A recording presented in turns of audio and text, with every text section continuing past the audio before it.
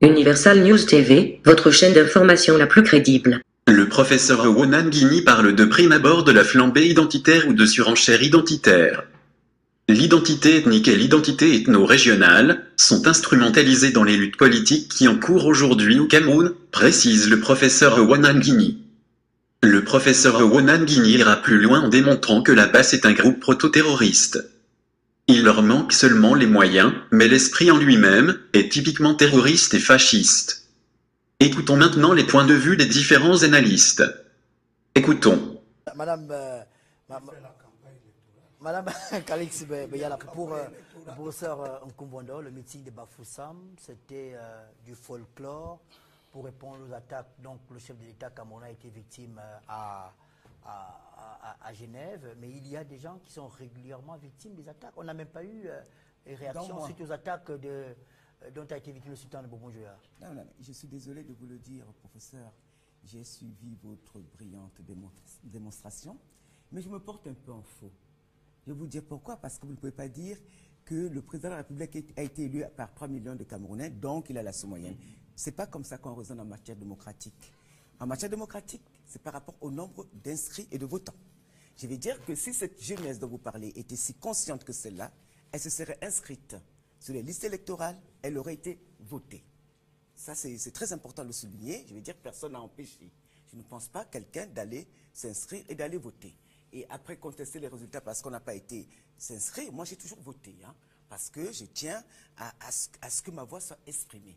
À partir de là, je ne peux pas dire que, bon, comme on n'a pas gagné parce que les autres n'ont pas été inscrits, je trouve que ce n'est pas un raisonnement très, très limpide. Bien. Par rapport au repli identitaire, je pense que c'est un phénomène qui existe réellement. On ne peut pas le nier. Hein. Ça fait plusieurs années que personnellement, j'ai toujours été attaqué alors que je ne me mêle pas de politique, hein, à travers mon patronyme. Les mêmes personnes qui attaquent aujourd'hui Mbongo-Njoya ou le chef de l'État et bien d'autres, ou le professeur Ouanangini, sont les mêmes qui m'attaquent depuis 15 ans. Or, je n'étais pas partie prenante et je ne suis toujours pas dans la politique camerounaise en tant que telle.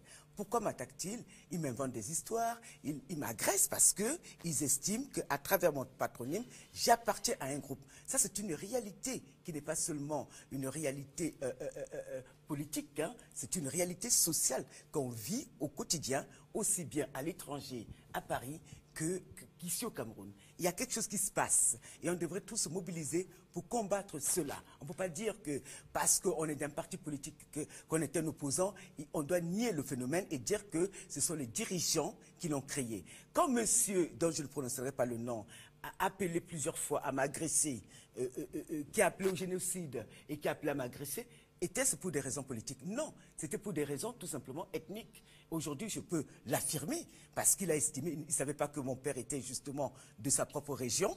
Donc, à partir de son propre village d'ailleurs, et oui, très bien de le signaler. Et j'ai été agressé en permanence parce qu'il fallait me museler, parce qu'on allait du principe que, en tant qu'élite, entre guillemets, Betty, j'allais défendre une certaine position. Ils ne savaient même pas ce que j'allais défendre. Ils m'ont toujours agressé. Quand on voit, par exemple, qu'on traite de sardinards des personnes, par exemple, comme Catino, qui ne sont pas partie prenante d'une politique, ou des gens comme moi, et comme par ailleurs, comme par hasard, certaines personnes qui sont justement du pouvoir, on ne les attaque pas. Ne me dites pas qu'il ne s'agit pas d'un repli identitaire. Ça existe. Enfin, sans aller dans le fond par rapport à ce qui s'est passé à Bafoussam, j'avais constaté, en tant que simple individu, qu'il y a 3 dignitaires, globalement, qui appellent à ce grand meeting. Et qu'est-ce qu'on fait? On en attaque un seul. On répond à un seul. Comme par hasard, c'était le sultan des Bamoun. Pourquoi ne pas interpeller tout le monde?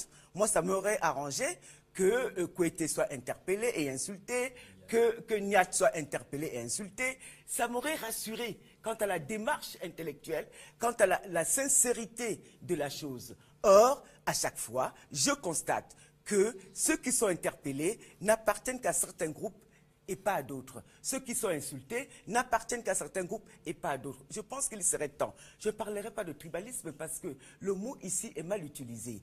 Le mot exact, c'est de la xénophobie qu'il s'agit. Parce que le tribalisme n'est pas en soi le fait de rejeter l'autre. D'ailleurs, la société camerounaise est organisée sur la tribu puisque les nominations sont faites en fonction des régions. Hein? C'est en fonction des régions, des tribus, je ne sais pas quoi. Mais c'est pas ça. C'est la xénophobie qui anime certains d'entre nous, qui fait tenir des discours qui, moi, m'exaspèrent, de supériorité. J'ai entendu. Ne me dites pas que je n'ai pas entendu. Je n'ai jamais participé à ça. Où on dit, nous sommes les plus riches, nous sommes les plus beaux, nous sommes les plus brillants, nous sommes ceci, et les autres sont des fainéants. Et je vais dire que ça, là, monsieur Vondor, doit être condamné. Et fermement, que ça vienne d'un groupe ou de l'autre. Je suis désolé, on ne peut pas accepter dans ce pays qu'on soutienne des gens qui appellent au génocide des autres peuples. On ne peut pas soutenir le fait que certains insultent des groupes entiers. Moi, peu importe le groupe qu'on a insulté, qu'il s'agisse des groupes Bamileke, Bassa, Douala, Betty ou du Nord. Je veux dire, nous sommes tous d'abord des Camerounais. Et non, je n'ai pas fini, je ne parle jamais beaucoup sur ce plateau. Je ne parle jamais beaucoup. Parce que j'ai été même interpellé à moult reprises. Sachez que moi, personnellement, ils ont appelé à m'agresser plusieurs fois. Celui qui appelle au génocide des Boulous appelle en permanence à mon agression. Qu'ai-je donc fait? Qu'ai-je donc fait pour qu'on m'agresse? Est-ce que le fait d'appartenir à un groupe nous rend coupables des problèmes du Cameroun? Non, ce n'est pas parce qu'on est Betty ou Bassa ou Douala qu'on est responsable des dysfonctionnements dans ce pays. Il est temps de savoir que ce pays est dirigé par une élite. Cette élite appartient à tous les groupes. Il y a dedans des Bamileke, des Douala, des Bassa, des Betty, des gens du Nord, des nordistes, des anglophones, tout le monde. Je veux dire qu'il ne faut pas qu'on nous fasse croire qu'on va faire une révolution pour établir la justice au Cameroun. Ce qui se passe en ce moment, j'ai comme l'impression qu'il y a un groupuscule qui veut remplacer ce qu'ils appelleraient une certaine élite qui le honnissent d'ailleurs, qui se qualifie de voleur, par une élite suprémaciste et dominante et dominatrice. Et ça, franchement, je n'en veux pas. Je veux de l'égalité, s'il vous plaît. Monsieur Somba, vous avez été attaqué dans un plateau de télévision. Moi aussi, hein. On vous présente comme un génocidaire qui aurait appelé au meurtre et du moins à s'attaquer à une certaine ethnie. Le dénommé... Comment ça s'appelle? Kamgia, Edmond Kamgia. A dit clairement dans la radio Equinox, la télé, Equinox, que moi, Dieu donnait Somba. J'ai dit, ici à Vision 4, que la porcherie Bamileke, conçue des immeubles à Yaoundé, nous allons les chasser et nous en approprier. Voilà ce que ce monsieur a osé inventer sur moi en direct dans une télévision qui est quand même regardée par beaucoup de gens. Vous allez porter plainte? On y est. Moi aussi, hein. Ah, vous avez porté plainte aussi? Ah oui, parce que j'ai été aussi interpellé en disant que j'aurais dit que des mangeurs de tarot ne prendront jamais le pouvoir. Je ne sais pas qui mange des tarots au Cameroun ou pas, puisque j'en mange moi-même. Et dans ma famille, on en mange beaucoup. Et donc, c'est vraiment, c'est de la calomnie, de la diffamation. J'ai appelé à leur télé, je les ai mis en garde en leur disant qu'ils doivent se préparer un procès. Parce que ce propos, que ce soit sous cette forme ou même sous une autre forme, je n'ai jamais prononcé de cette manière. Que ce soit dans cette télé, que ce soit dans une autre télé, que ce soit dans un média écrit, que ce soit même sur Internet. Madame Béyal a évoqué une logique suprémaciste. C'est-à-dire que, et c'est pour ça qu'il ne faut pas assimiler le problème des gens qui se proclament de Camto et autres aux autres opposants. C'est une erreur de mettre ces gens-là dans l'opposition. Ils ne sont pas dans l'opposition. Non. il y a au Cameroun 3 camps. Il y a le camp au pouvoir, il y a le camp à l'opposition qui veut le pouvoir dans le cas des règles de Démocratie. de l'État. Dans Puis l'univers. il y a un groupuscule Voilà.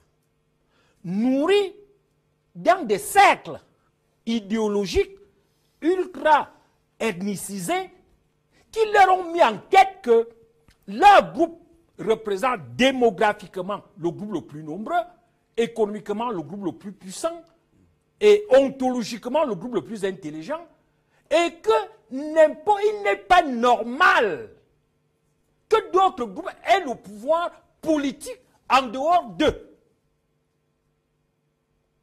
Ils sont également alimentés par la logique de la rotation tribale du pouvoir qu'ils ont pu lire dans les séquences Ahidjo Biya. Ils estiment donc que Biya et les Beti détiennent ce qui leur revient de plein droit à tous les points de vue. Que Biya et les siens doivent disparaître par volonté ou par la force. Lorsque c'est Edmond Kamgel le dit, les gens peuvent croire qu'il veut justifier, qu'il veut atténuer la culpabilité de Nganang, qui a proclamé le génocide Boulou. Non, c'est en fait un message. C'est une manière de dire que non. Ces gens, vous voyez Nganang seul, qui a dit ceci. Nganang n'est que le révélateur. En réalité, ces gens qui ont le pouvoir, qui doivent nous revenir, sont dans une logique de combat.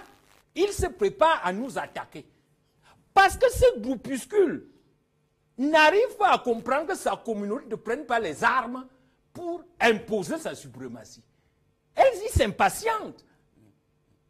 Et c'est pour ça que la réunion de l'Ouest est en réalité un désaveu des gens de l'Ouest qui comprennent très bien comment est structuré le Cameroun. Ces gens jouent avec le feu. Des aveux réels ou des façades? Non, peut-être qu'il y a des gens qui jouent, mais je vous dis que non, tous les gens de là-bas ne sont pas aussi bornés. D'accord.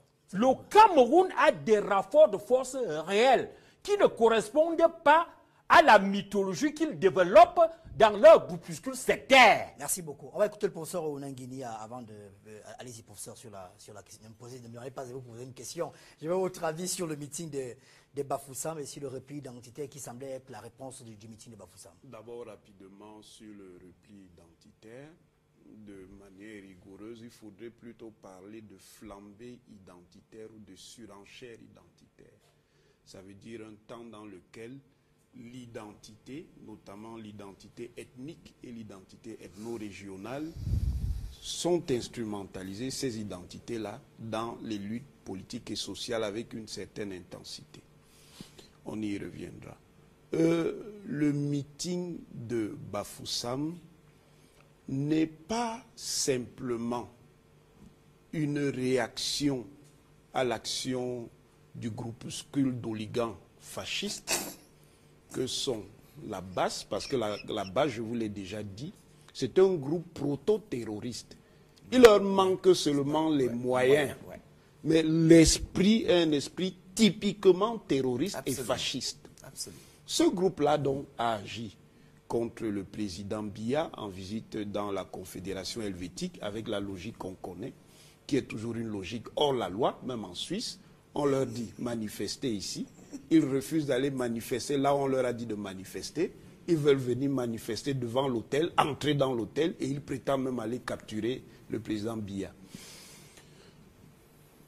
Les élites, donc, de l'Ouest, pro-régime, non seulement les élites qui sont liées au RDPC, mais un certain nombre de partis associés, ont bien compris de quoi il s'agit. En réalité, certains idéologues pensent qu'ils peuvent prendre le pouvoir au Cameroun en créant des affrontements entre les Camerounais issus de différentes communautés. Absolument. Et ils le font de manière délibérée. Ce que celui dont je ne veux pas prononcer le nom, je lui ai trouvé un surnom commode, la chauve-souris fait, relève d'une logique systématique qui n'a pas commencé aujourd'hui. Ça a commencé au moins il y a 10 ans. 15 ans. Voire même plus loin. J'ai commencé à être attaqué. Et comme il a dépassé les bornes, même pour ses propres supporters, il faut donc maintenant trouver des excuses. D'où on va vouloir chercher des pendants pour dire non, vous voyez, l'autre est comme lui. Et Somba est comme lui, Onanguini est comme lui. Je dis, je les défie encore de montrer un seul propos ou une seule vidéo où j'ai attaqué quelque communauté que ce soit. Et cela est pratiquement valable pour tous ceux qui veulent attaquer. Et je dis, c'est très dangereux ce qui se passe. Parce que précisément, on veut banaliser le mal. Absolument. Comme disait Madame Beyala, vraiment, se lever et attaquer quelqu'un, qui que ce soit, en raison de son origine communautaire, qui que ce soit, c'est la pire des choses. C'est une chose qu'on ne peut pas cautionner. Et quand je vois des gens qui veulent diluer ça, ça veut dire que dans leur esprit, il y a quelque chose de très dangereux. Et c'est précisément pour ça que l'élite des dignitaires du système issus de cette région a été obligée de sortir pour témoigner en disant aux autres partis du Cameroun, nous restons dans le pacte national. Nous n'avons rien à voir avec cela. Il ne faut pas qu'ils créent de confusion. Parce que nous savons nous-mêmes que ce qu'ils font est très dangereux. Et il n'y a aucun reproche à leur faire. Parce que s'il y a de tels appels dans d'autres parties du Cameroun contre quelques communautés, c'est d'abord à l'élite de ces foyers de sortie pour dire nous ne partageons pas ça. Donc, si par exemple dans le sud, quelqu'un se lève et dit allez tuer tel, c'est aux élites du sud, qu'elles soient du régime ou même pas du régime, de dire nous ne sommes pas d'accord avec cette logique. D'accord. Ok. Vous avez 30 secondes parce qu'il nous reste très peu. Vous aussi, vous allez réagir. Mais d'abord, vous, 30 secondes. 30 secondes. J'ai deux personnes, deux à prendre encore la parole en mettre Kamal. Je voudrais dire à ceux qui, des politiques, par populisme, parce qu'ils veulent faire croire qu'ils appartiennent à une opposition et qu'ils sont solidaires de l'opposition. Ce qui est une fiction, l'opposition, ça n'existe pas. Il y a des partis d'opposition qui aspirent chacun à prendre le pouvoir, parfois pour des raisons qui lui sont propres et qui ne sont pas forcément partagées.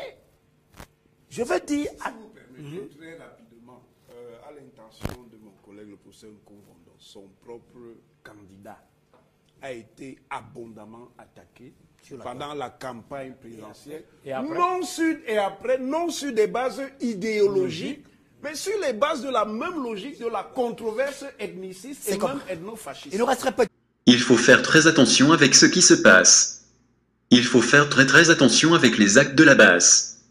Se lever et attaquer qui que ce soit, en raison de ses origines communautaires, c'est la pire des choses. C'est une chose qu'on ne peut pas cautionner. C'est pour cette raison que l'élite de l'Ouest est sortie pour se désolidariser de toutes les actions dangereuses menées par la basse, afin d'éviter toutes sortes de confusions. Voilà l'essentiel à retenir de ce documentaire spécial sur la situation socio-politique au Cameroun.